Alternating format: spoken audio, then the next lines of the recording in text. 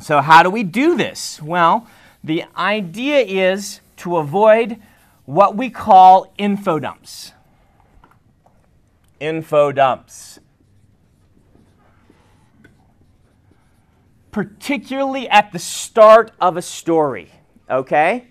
Now, I say this with the reminder that all writing rules need to be broken sometimes, and they will be broken. There will be times when you're just like, I need to get this information across. I need to info dump, and then your challenge is find the most interesting way to do it, okay? And we'll talk about strategies for doing that. But info dump. We don't want to info dump. Instead, we want to be unobtrusive and in character. All right? In character, world building elements are going to be far more powerful than out of character world building moments. This is what I mean by this is if your character has a good reason to think about something relating to the world, and it is perhaps a source of conflict or problem of some sort, and you can mention it early on, you can get these things across very easily and very unobtrusively while developing the character. One of your goals should be in writing to try and make every sentence, every paragraph do multiple things. Hopefully, you can build character, do some setting, world building, and maybe even forward the plot with every paragraph. That can get tough. One of the things that you should keep in mind is you want your writing to be lean. Oh, no, don't cross out lean. Lean, yes! Sparkles on lean. Yes. You want your writing to be lean. What I mean by lean is that you don't want to be using extra words. You don't want to be repeating yourself. You only want to use what you need to have. Hey, how you doing? Former student here, quite an accomplished writer in his own right. You want to be lean. You don't want to be doing extra things. What is extra is going to be up to you to determine as you practice revising and working on your prose. This is not necessarily something you focus on in your first draft. This is something you don't worry about too much in first draft, and you just write, getting it down, and as you go through, you learn to prune.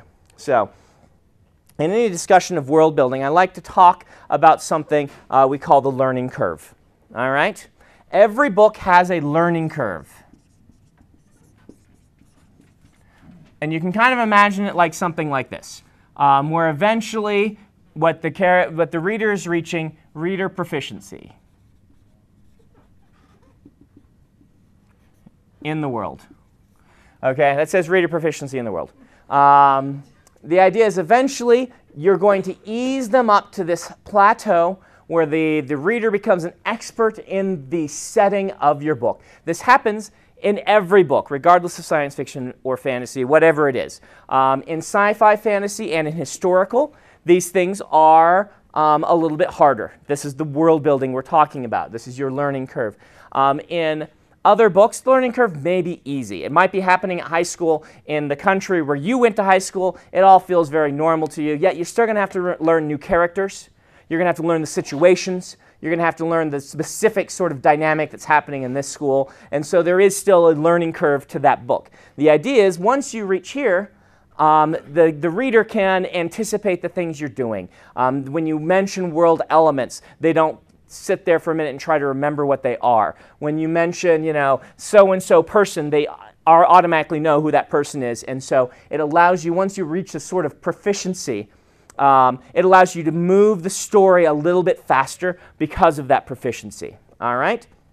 Now, you would think then reaching the proficiency quickly is a good thing. And it can be a good thing.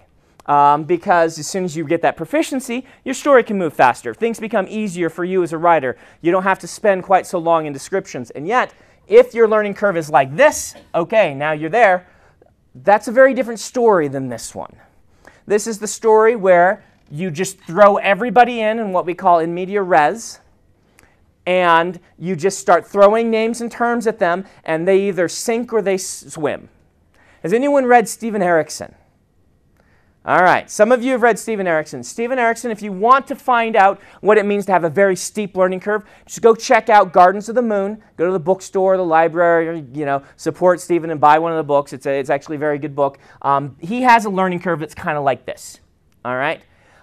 Where the learning curve is basically like a big punch to the face. You start in the middle of everything, you don't know what's going on, and you just got to figure it out. There are lots of famous examples of even in classics that have steep learning curves. Moby Dick has a very steep learning curve. All right, though many of you maybe have read Moby Dick. It's not like this, but it is a fairly steep learning curve. There's a lot to learn. He spends a lot of time getting you up to proficiency in the world and has a lot of fun doing so. And because of that, Moby Dick can be like a punch to the face to try to read. The same thing happens here. A lot of books will choose their learning curve very deliberately. You don't necessarily need to do this. If you don't want to worry about this, kind of choose what is the standard in your field, so to speak. Children's and YA tends to have a very, very shallow learning curve. They do some specific things to try and keep the learning curve more easy to get to. They, maybe lower this plateau at in certain books. You can do that by having fewer characters to keep track of. You can do that by, having it take place in a familiar setting that's been changed a little bit. Urban fantasy tends to do this, a little bit lower learning curve. The reason for this, urban fantasy tends to be quick-paced, fast books, and tend to be a shorter length. You don't have time to do all of this. You got to get somebody here and then go like that. And so, how the length of your book is going to help you with determining your learning curve. You'll notice that in a lot of children's books, particularly the middle grade genre, there is something that happens where the kid, who's going to be the main character, does not start in the fantasy world. Where does the kid start? In the real world. And why does the kid then start, according to this conversation? It's a very easy answer, in the real world. I'm just asking you so you can talk so I can eat my gummy bears. They can explain how the fantasy world works to the kid. Exactly, yes. Two tools there that are helping you. Number one tool is you can first start off and explain the kid's personality and relevant characters that are close to him or her before transitioning into the weird setting. That allows your learning curve to be more shallow. Okay, first get used to this. Get used to our characters. These are the three kids, who are going to go tumbling through whatever magical doorway is around. Here are their personalities. Books that do a good job of this. Narnia does a good job of this. Fablehaven does a very good job of this. Introduce the characters, then introduce the setting slowly, piece by piece. This is for learning curve purposes. The other thing that you're gaining that has been mentioned over here is kind of a Watson element. A Watson element is someone to whom you can describe the world-building elements and explain them to who doesn't already know them, that facilitates in-character learning about the world. Okay?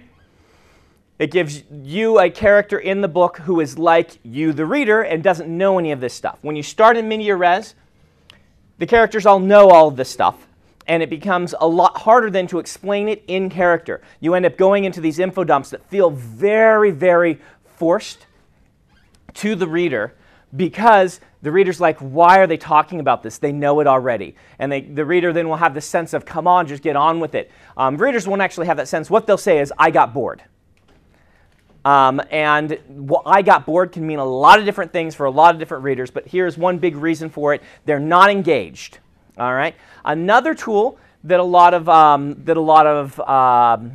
YA books use that does transition sometimes into other genres is the story being told by a first-person protagonist.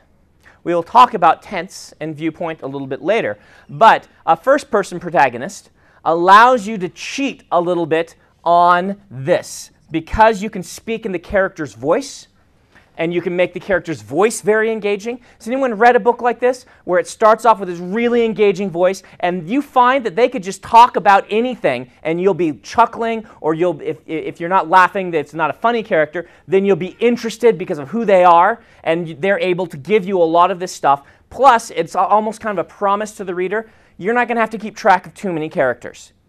This I is the most important person. There's not going to be a lot of I's. You know, maybe there'll be two. Usually most first-person books are one I, maybe two I's.